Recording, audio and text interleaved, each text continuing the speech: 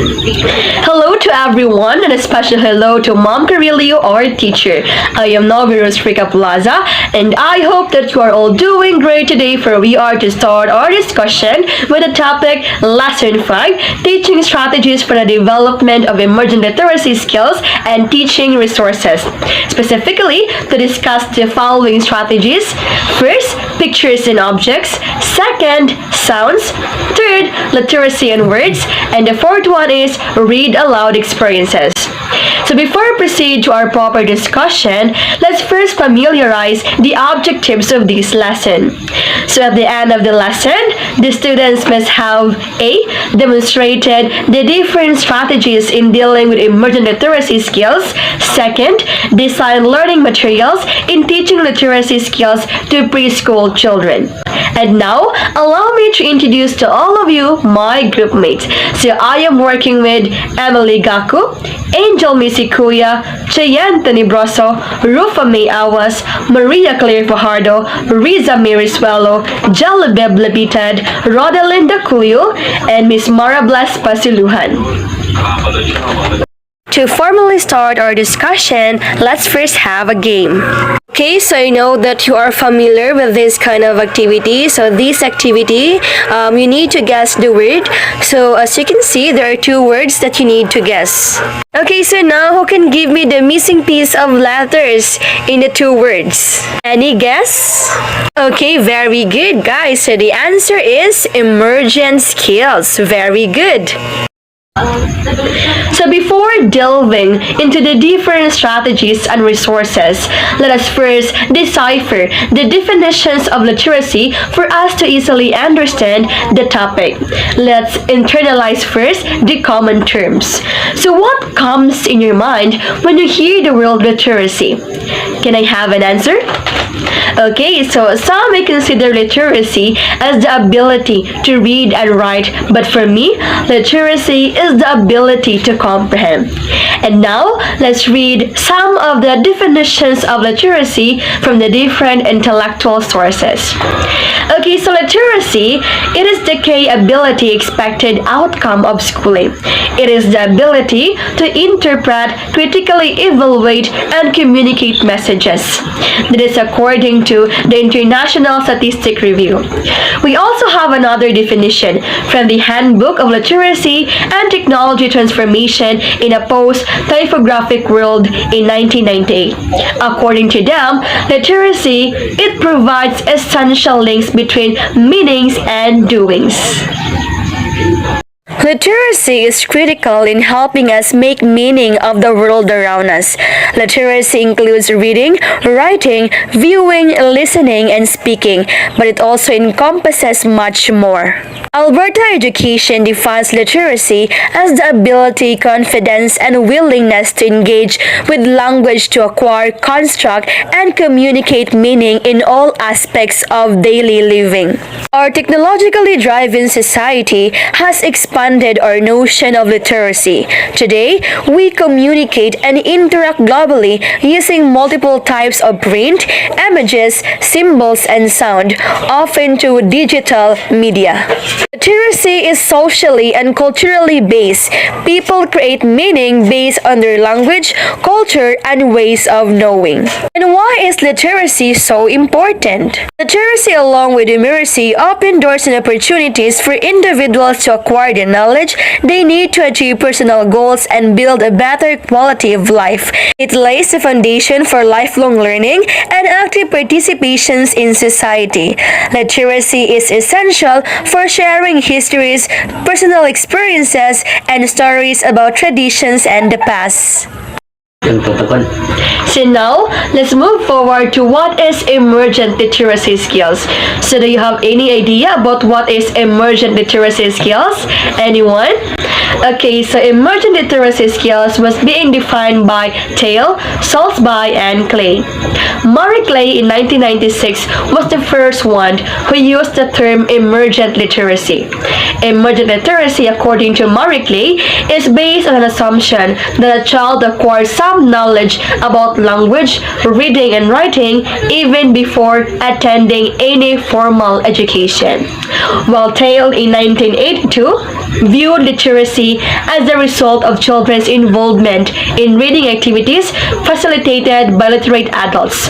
All children who came to school already have certain experiences and interests in learning, thus refers to competencies and literacy skills in early childhood, while Salzby in 1991 defines literacy as the reading and writing behavior of young children that proceed and develop into conventional literacy. Out from those ideas, we came up to this definition of emergent literacy. So emergent literacy skills is a term that is used to explain a child's knowledge of reading and writing skills before they learn how to read and write words. It signals a belief that in literate society, young children even 1 and 2 years old are in the process of becoming literate. In other words, emergent literacy skills is the knowledge and skills that children develop before formally learning to read and write at school. It is an emergent set of relationship between reading and writing. For example, bubbling and experimenting with talking is early oral language. Number 2, interacting with print through looking and pointing at signs, pictures, and words in books and letters of the alphabet is early reading. And number 3, scribbling, drawing, and mark making is early writing. So emergent literacy is important because it is the basic building blocks for learning to read and write. They are the skills, knowledge, and attitudes that children develop before they learn the conventions of formal reading and writing. Without these foundational skills, learning the more complex skills of conventional reading and writing is difficult. This time, let us discuss the different strategies for the development of emergent literacy skills, starting with pictures and objects, followed by sounds, literacy and words, and read aloud experiences. And now, let me turn you over to Miss Angel Misikuya as she will discuss the first strategy. Thank you everyone and have a good day. Hello everyone, I hope you're all doing great. And at this juncture, we will explore the different strategies for the development of emergent literacy skills, starting with pictures and objects, followed by sounds, then literacy and words, and last but not least, the read aloud experiences. Okay, let's start. The first one, we have the pictures and objects. Teaching with objects offers a direct tactile experience for students. Educational research over the past 50 years has clearly established the hands-on learning is a rewarding, essential experience for all the learners. Teaching with pictures and objects is a powerful way to facilitate concept learning, the skill of classification which helps children develop high levels of reasoning and assessment abilities. Teaching with objects is also an excellent means to enhance students' sensory literacy, allowing them to develop their ability to compile evidence through the 5 senses: sight, touch, hearing, smell, and even taste, and to analyze and articulate that evidence. Teaching with objects offers latitude for shaping lessons to students' interests and needs, thereby enhancing the potential of these strategies to be realized in the classroom. Lessons incorporating objects are effectively carried out in small groups, allowing students to work cooperatively, share their learning with companions, and hold their knowledge. Plus, it arouses their curiosity. Now, I will turn you over to the next reporter, Miss Chien Tenebroso, for the teaching resources. Pictures and objects are one of the best strategies to catch the students' attention. This will also become the teaching and learning process enjoyable while both learner and teacher is learning. So, what are these resources to be used in teaching? Let's go first with the traditional resources, which is the textbooks. So this is where the lessons came from, right? In the textbooks, it's not just all about text or words, but there are also pictures attached in it to make the students better understand the lessons with the help of images, especially in elementary. Young learners will better understand and learn if they see and experience it. For example, these textbooks. On the left side is the text that storytell, while on the other side it depicts what written on the left side. The next is model. So there are lots of models to be used in teaching. And let's have this an example, the anatomical models. So in science subject, right, anatomical model. So this is the best thing to use, especially if you're teaching elementary grades about the human body parts. Another example, you can use diorama in your teaching. Alright, if you feel like you want to do storytelling, then you can use novels or comics. There, you can really get their attention. Then, or film showing. You'll present a video related to your lessons, and after they watch, you can ask them about the characters, the settings, who are the protagonists and antagonists, so on and so forth. Then, pictures. If you're discussing, you can show a pictures. For example, the subject is TLE. While discussing about the farm tools or equipments, you must show to them the object or the pictures so that they have idea about farm tools. Nga kanidi ay mauni ang hammer, ang bolo, ang axe, and shovel, like that. These are just a few teaching resources that can help the teachers to deliver the lessons to the learners. In fact, over the time, as our world keep on evolving, there are technologies invented that can help the teachers as well as the learners develop their skills and make them literate in various aspects. However, by using this picture and objects strategy, teachers should make it sure that the pictures and objects are appropriate and could not offend and hurt the learners. Nevertheless, this type of a strategy enable the education of the learners challenging and very engaging. That's all, and I will give the microphone to the next reporter, which is Emily Gacco. Another strategy for the development of emergent literacy skills is sound. When it comes to sounds, children start to develop this early decoding ability in their early childhood. This is the ability to decode words, which is strongly reliant on children having strong phonological awareness skills and are a gateway into letter sound knowledge. Early phonics knowledge is the key to starting to decode written words. Children, of course, can use phonics knowledge to sound out words. Sounds are essential. This means that it is essential for children to become successful readers and spellers, or even writers in the early years of schooling and beyond. Introduction to sounds to engaging learning experiences can start from the ages of 3 and 4, which is basically on their preschools. Now, I am giving you the mic to Ms. Genevieve Lobitad to discuss the teaching resources in line with sound. There she go. Hello everyone, and thank you for that, Miss Emily. So for the continuation for the topic of sound, as we go deeper, I'm going to discuss a brief matter of teaching resources of sounds. Okay, you heard it right. So what are these resources that can be used in teaching process? So let's begin with an example of pictures, chart, and video clip that talks about the topic sound.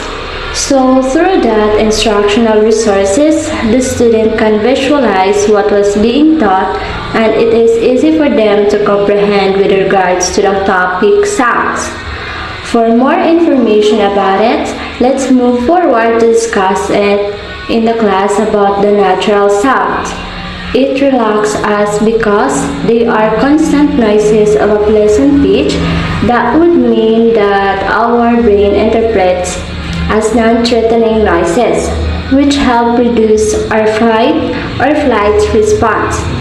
Perhaps the most useful natural sound is the human voice, but then again, our ears are very closely attuned to the sound of the voice, and we hear it all the time. And most important is pay close attention for it. For the teaching resources of sound in preschoolers, as an aspiring educator, we should need to use technique and strategy which is suitable for their understanding and capability to think, especially at their age.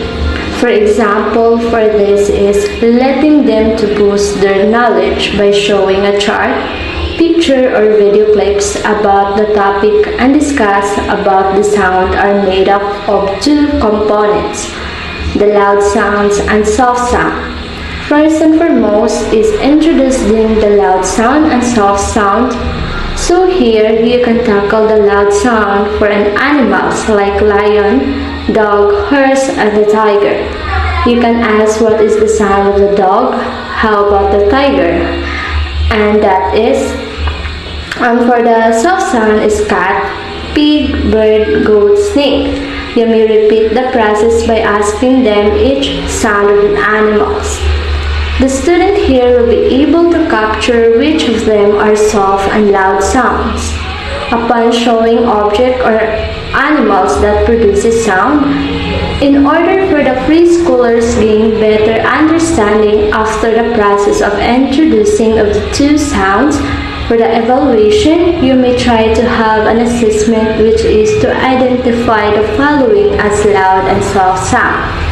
And if they can give the exact answer, you can give them a stamp of 3 stars in their hands or paper. And then that's end my report. Now I'll be turning you over to the next reporter by Ms. Fajardo Maria Claire. So, another strategies for developing emergent skills is literacy and words. Emergent literacy is a concept used to describe a child's awareness of reading and writing abilities prior to learning how to read and write words. It conveys the idea that young children, even those as young as 1 and 2 years old, are in the process of learning to read. With the help of parents, caregivers, and teachers, a child can successfully transition from emergent to conventional reading. Literacy and words. According to studies, a child is more likely to learn to read if their vocabulary is broader.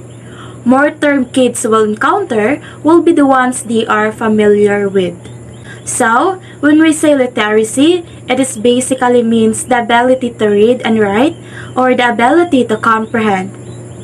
Preschoolers whose parents read to them, telling and interesting and engaging stories from the past, or the one who will make stories on their own just to tell stories on their children, tend to promote a broader vocabularies on their child. Developing a love of reading to your child has a huge benefit in it. First, it will motivate your child to learn to read because kids who love hearing stories want to read them on their own. Second, by listening of the story now, children will build comprehension and a broader vocabulary.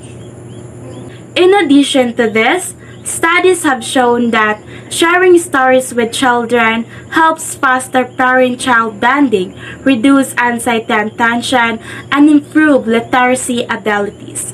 Later on, a youngster will develop greater reading skills and do better in school. However, it is important to note that in order to make sure that a child is reading a grade level, it is important to support their emergent literacy development for great learning. Okay, so I will be turning you over to Ms. Rodelinda Colio as she will discuss the teaching resources. Teaching resources in literacy and words. The first one is musical words, claiming words, classifying words, making alphabet books, illustrating, finding words everywhere. And the second one is word walls, and the last is word books. What is word walls? A word wall is just that, a wall dedicated to displaying high frequency words. This could be sight words or words that are used a lot in your class, that are important for your students to know and use. And it is a broad term that can include multiple ways of highlighting words in the classroom. So, in simple word walls are a popular teaching strategy to improve literacy skills across the curriculum. Basically, word walls are a collection of important words displayed in large, visible letters on a display surface in the classroom. Your word wall should be an interactive tool for the students and contain an array of words that can be used during writing and reading. There are a lot of different word wall ideas for the classroom. The first one is star words. The second one is polka dot word wall. The third one and the last is color-coded word wall. Star words. Early learners need to master basic, frequently used words in order to progress as readers. This word wall includes star words for students to refer to at any time. So, teacher use star words to know the progress of the students when they read a particular words. The second one is polka dot word wall. Color cards on this word wall help each individual word stand out. In addition, each card is cut to correspond to the letters, physical shapes, which help students with word recognition. And the last one is color-coded word wall. This word wall is a multi-purpose learning tool for students. Each word is written in a color corresponding to the subject. Also, titles at the top of the board help students differentiate the words. What is word books? A word book is a dictionary or other reference book that lists words and vocabulary. And it is a book containing words, usually with their meaning. So, word books highly impact students' learning outcomes. They are one of the most effective learning sources beside classroom teaching. They make the curriculum easy to understand through interactive exercises and activities. So, for the continuation of the last strategies, Ms. Riza May Rizwello will be the one to discuss it. So for the continuation, we have the read aloud experiences. So many children benefit from reading aloud. It is a time for them to enjoy special individual attention, to reinforce language and concept development, and to work on book handling skills. So by reading stories to students out loud, students are able to identify behaviors associated with effective listening. So reading a book with a young child should be fun for both an adult and a child. Choose a book that relates to child's own experiences and also read at a pace that is appropriate to the child. And also provide props to supplement the illustrations, concrete objectives, movements, and sounds may all be helpful. Modify the book to meet a child's individual interest, add texture, color, tactile cues, or anything to enhance the experiences and make the book more accessible to the child. So according to Jalong 2010, social communication about the book afterwards helps promote language, learning, and development. So by reading a variety of texts out loud, students can use their inquisitiveness to ask questions and be problem solvers by predicting solutions. So for the continuation, we have Marables Pasuluhan. Teaching resources are like reading variety of books. Reading text out loud can help you students to be a good problem solver by predicting solution. Now let's get to some resources to it. Read aloud is an instructional practice where a teacher reads a text aloud to students, incorporating pitch, tone, pace, volume, pauses, eye contact, question, and comments to create a fluent, captivating reading experience. Implementing the strategy of read aloud in the classroom is not just a teacher decoding the words on a page in front of a group of children. It is a performance. It is an art varied to storytelling. Just like with storytelling, the role of the audience is not a passive one. The job of the listeners, in this case the students, is to actively listen and visualize the words they are hearing, so they can participate in the read aloud experience with the teacher and with each other. Read aloud is not an instructional practice where the teacher is the only one speaking just because he or she is reading. As mentioned, read aloud includes questions, comments, and students are encouraged to interact with the text and with one another during the event. Thus, it can be concluded that read aloud is not just one more tool in a teacher's toolbox to use for reading instruction. It is a social-cultural literary event because students are socially interacting with each other and the teacher within the culture of the classroom, school, and society in which they live. Read aloud is a powerful instructional strategy to use in the classroom, and the teacher must know all the elements needed to create an effective read aloud experience for students. Components of read aloud. The first component of a read aloud that a teacher needs to consider is the selection of a book. To read aloud to students, a teacher must have something to read, but with so many options available, it can be overwhelming to narrow down the choices. Many researchers recommend that a teacher picks out a book that is considered high-quality literature. Many times, this means that a teacher selects an award-winning book because it has already been deemed above average in comparison to others. What should a teacher do? The first thing a teacher must do is to prepare himself for read aloud is to become familiar with the selected text by previewing it and reading it alone before reading it aloud to students. According to Wadsworth, this also gives the teacher time to mark any passages she wants to use for reading aloud as well as any parts she wants to use for initiating student discussion. After pre-reading the whole book, a teacher must focus on the delivery of the read aloud to students. It is the teacher's job to read aloud with expression by changing his voice to match the dialogue, to use relevant body gestures and facial expressions to engage students in the story. While reading, the teacher should model her thinking by thinking aloud. By modeling thinking aloud, actually pausing at intervals during reading to voice thoughts about the story teachers. Ultimate thinking process used to make sense of the text. Not only can a teacher help students learn how to think about the text by stopping to think aloud, but she can also increase students' vocabulary by pausing occasionally to study an interesting word or phrase. It is the teacher's duty to choose specific words in every aloud text to introduce to students while reading. As described by Trellis, one way to do this is to stop after reading the identified word, give a brief explanation or a synonym in order to teach the new word to students in what he calls the reading with explanation style. In summary, reads the text aloud to his students, expecting them to actively listen and imagine the story in their heads. Students are also expected to interact with the text, the teacher, and each other, making read aloud a literary event rather than a time filler. There are many components to read aloud, including the selection of a book, the time of day to perform it, the length of time to read, and the area in which it will be carried out.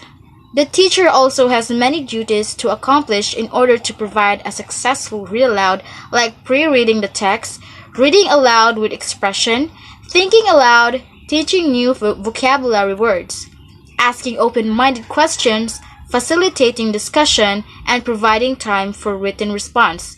When all these components and responsibilities are met, A successful read aloud experience is sure to follow that benefits students in a multitude of ways.